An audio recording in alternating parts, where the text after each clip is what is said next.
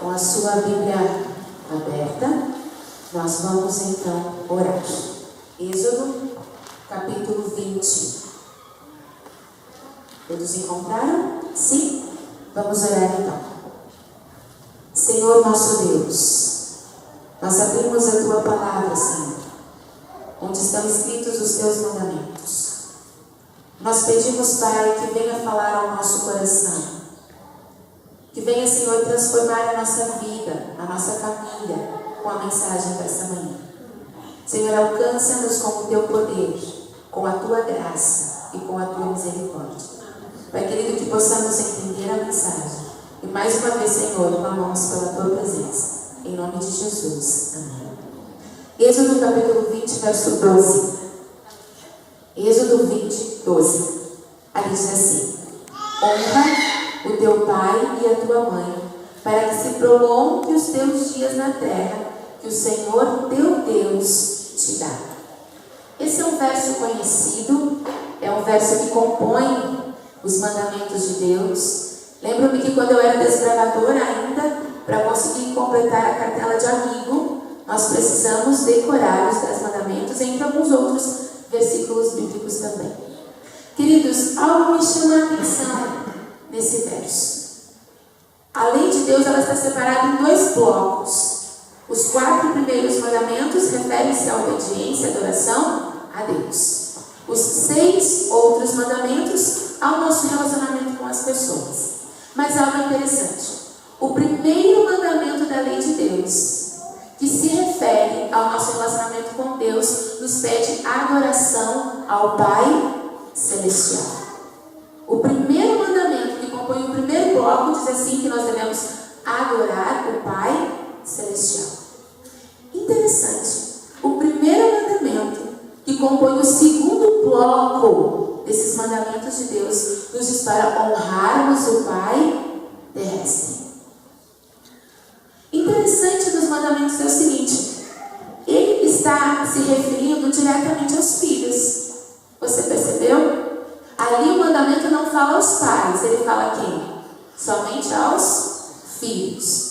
Eu comecei a pensar, mas por que será que o mandamento fala só para os filhos? Veja bem como Deus, ele é fantástico. E ele completa o que nós estávamos estudando na escola sabatina. A lei de Deus é completa. Pode ser que eu não seja mãe. Pode ser nem que eu seja esposa. Pode ser que você não seja pai. Pode ser que você não seja esposo. Mas você é um filho.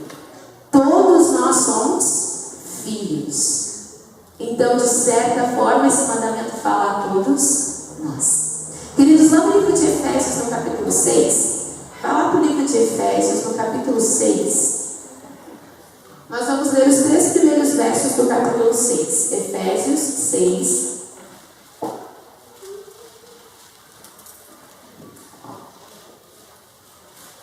Olha só o que nos diz ali. Efésios 6, 1 ao 3. Vós, filhos, sede obedientes a vossos pais no Senhor, porque isso é justo. Honra o teu pai e a tua mãe, que é o primeiro mandamento com promessa, para que te vá bem e vivas muito tempo sobre a terra. Queridos, essa questão de obediência, ela é interessante porque honra, ela não vem de uma atitude isolada. Obedecer e honrar os pais não vem de uma atitude isolada. É um meio de vida. É a ação que nós temos em relação aos nossos pais. É o meio pelo qual nós vivemos. E o que é interessante é o seguinte: não interessa se os seus pais já descansaram. Não interessa se os seus pais já faleceram.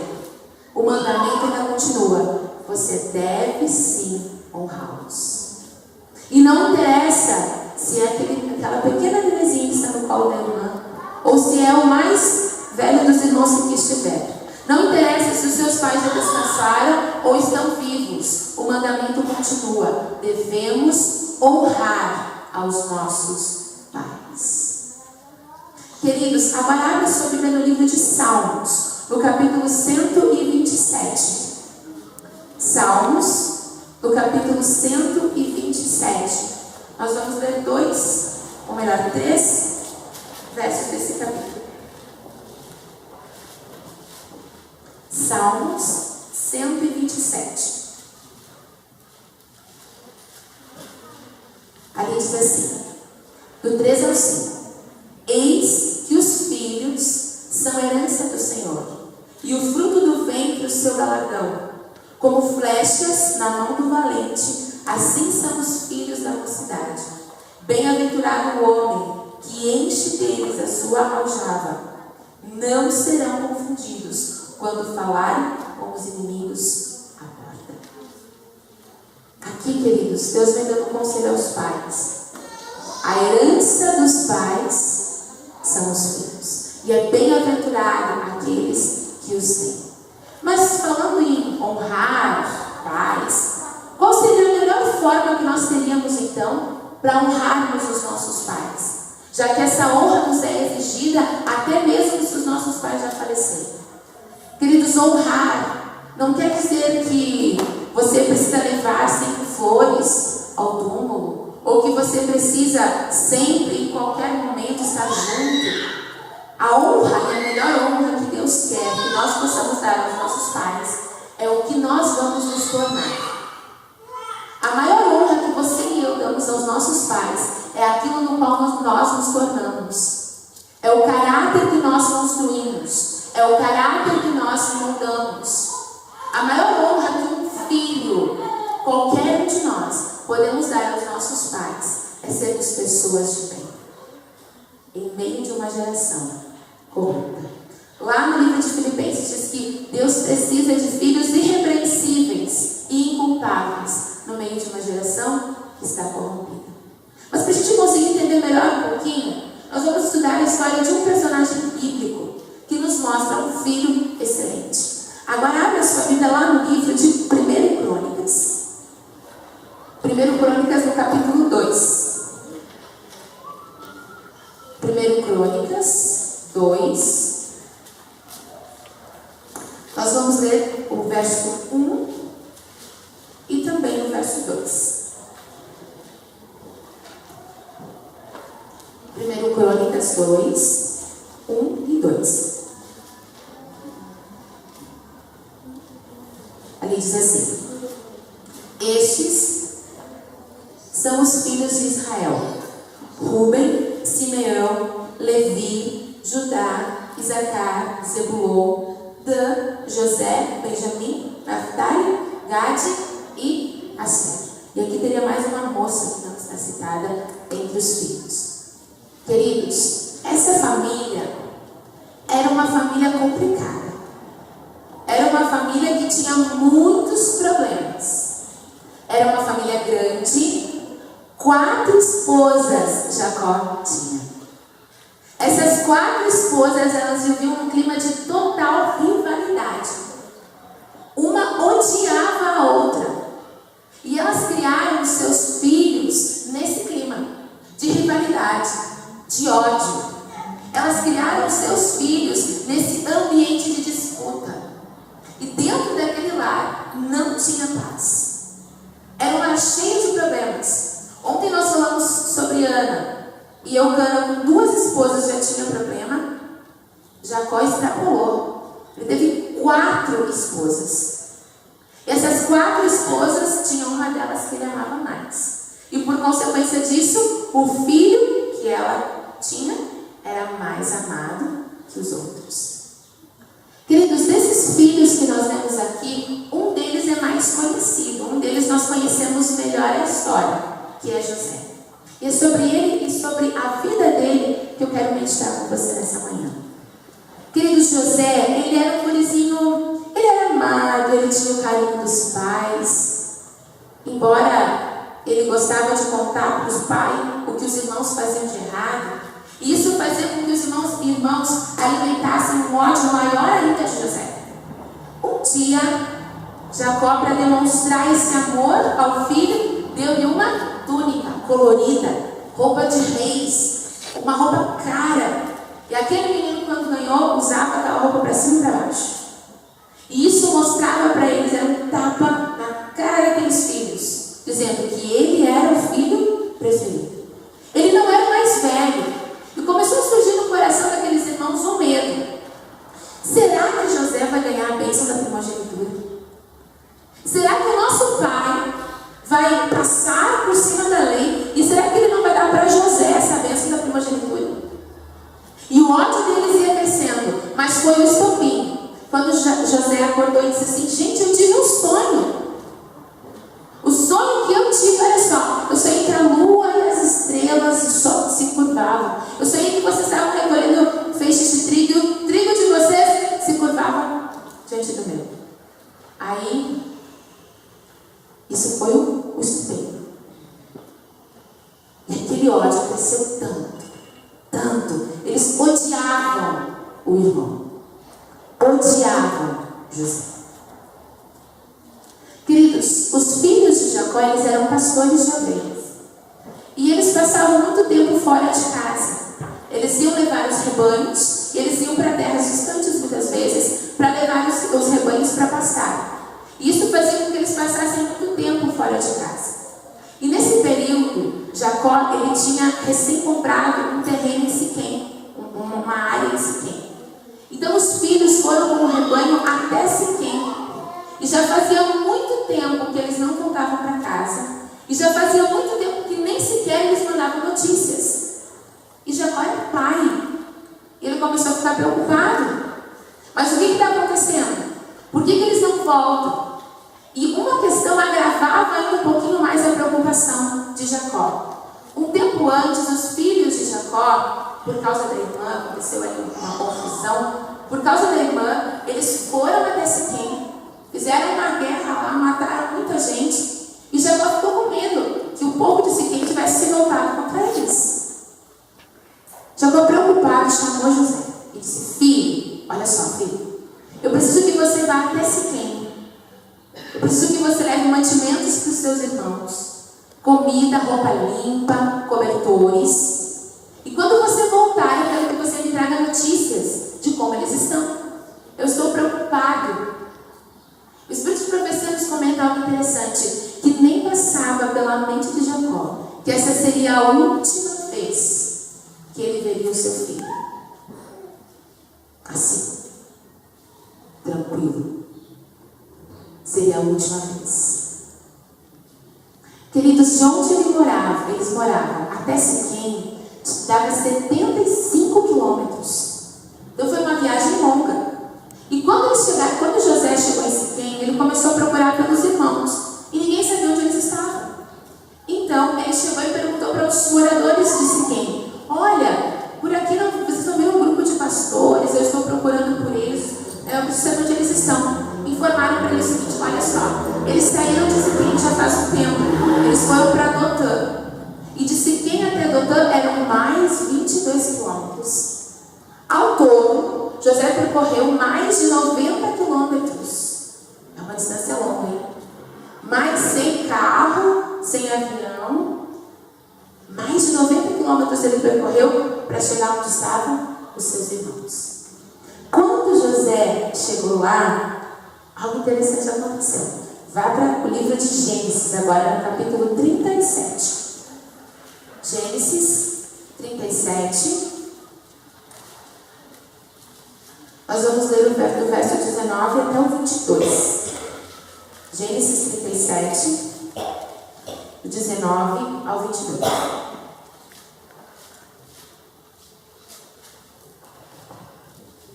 Diz assim: e disseram uns aos outros, aqui entre os irmãos, tá? Eis, lá vem o sonhador mor. Vinde, pois, agora, matemo-lo. Lancemo-lo numa dessas covas e diremos que uma besta fera do campo o comeu. E veremos em que dará esses seus sonhos. E ouvindo-o Rúben, livrou-o de suas mãos e disse: não lhe tiremos a vida. Também lhe disse Rúben: não derrameis sangue, lançai-o nesta cova que está no deserto. E não lanceis mão nele, para livrá-lo das suas mãos, para que tornar ao nosso pai. Queridos, quando eles viram José vindo, feliz, contente, com a sua túnica que tinha ganho do pai, e com os mantimentos, eles alimentaram um desejo no coração. E eles pensaram assim: ele está sozinho. não vai ter o pai para proteger. Eu quero ver agora o que vai dar esses sonhos dele, essa história aí de que a gente vai se curvar diante dele. Eu quero ver o que vai acontecer. Vamos matar ele. Está resolvido o nosso problema. Esse guri sempre foi o protegido, o preferido. Talvez eles tenham comentado, nós sempre fomos os rejeitados. E agora? Vamos matar que está resolvido. Rubens, então, covardemente dá a brilhante ideia de que não era para matar, mas lançar numa cova, porque tinha intenção de tirar de lá. Mas por que não o defendeu no momento em que deveria? A questão é o seguinte, queridos, é que quando eles chegaram lá, quando José chegou lá, ele esperava dos irmãos, que os irmãos o recebessem, que os irmãos o acolhessem, que afinal ele viajou 97 quilômetros, ele estava cansado. Ele estava já no caminho há um bom tempo, na estrada há um bom tempo. Ele precisava descansar. E ele esperava chegar entre os irmãos, e que os irmãos o recebessem, e que ele pudesse ali dar os mantimentos, e que então ele pudesse conversar um pouco com os irmãos e retornar todo esse caminho para levar notícia ao pai. Mas quando ele chegou, ele viu ódio no olhar de seus irmãos. Arrancaram a túnica que ele vestia e o lançaram no buraco. E mais adiante nos diz que eles começaram a comer o que ele trouxe. E José estava ouvindo o que eles estavam conversando. E ele ouvia os irmãos dizerem assim, vamos matá-lo.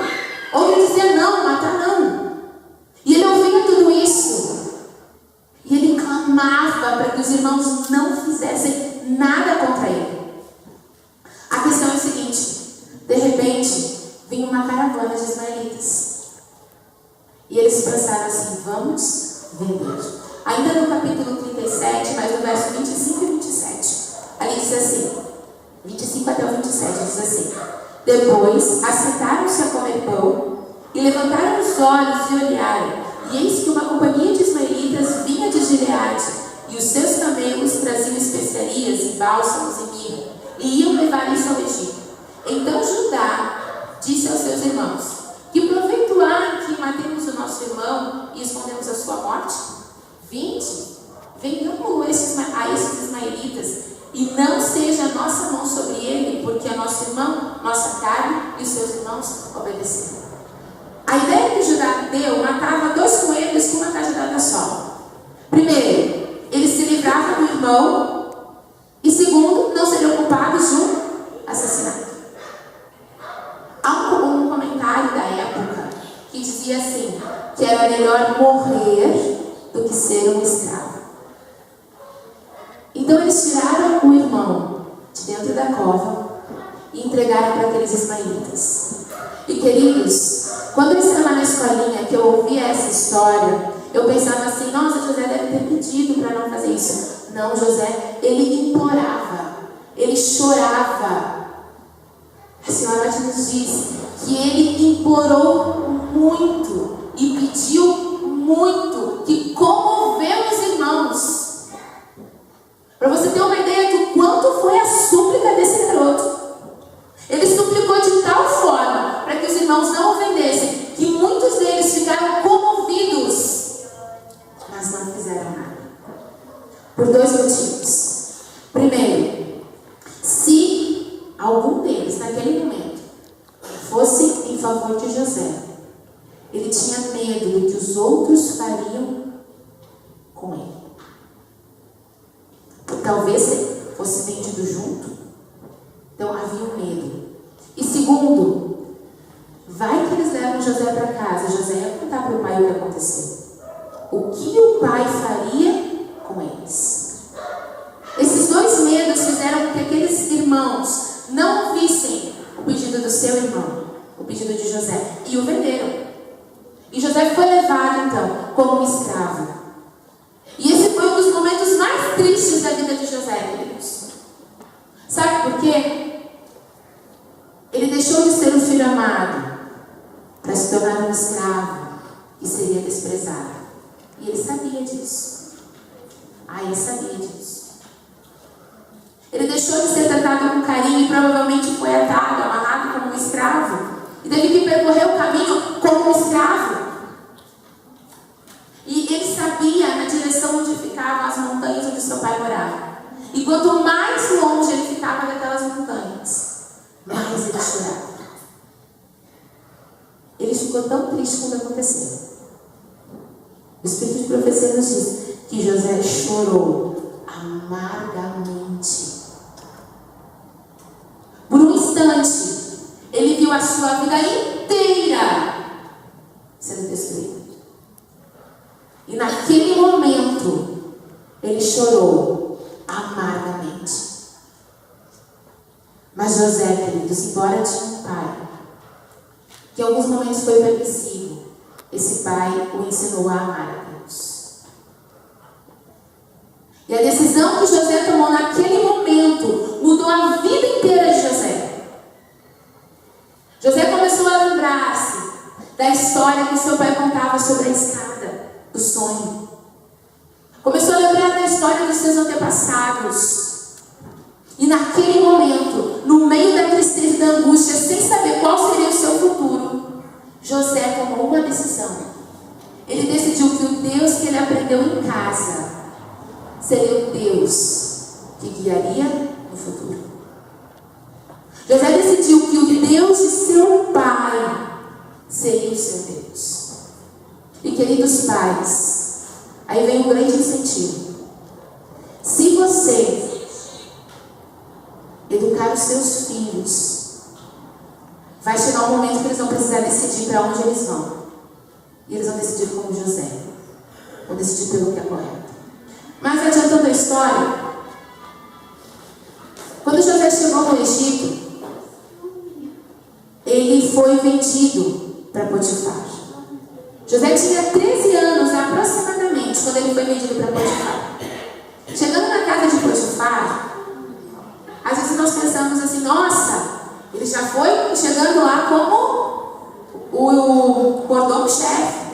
Já chegou lá mandando, mas não foi bem assim. José ficou 10 anos na casa de Potifar. Foram 10 anos de muito trabalho e sofrimento. Foram 10 anos de dificuldades. Ele começou um serviço pesado.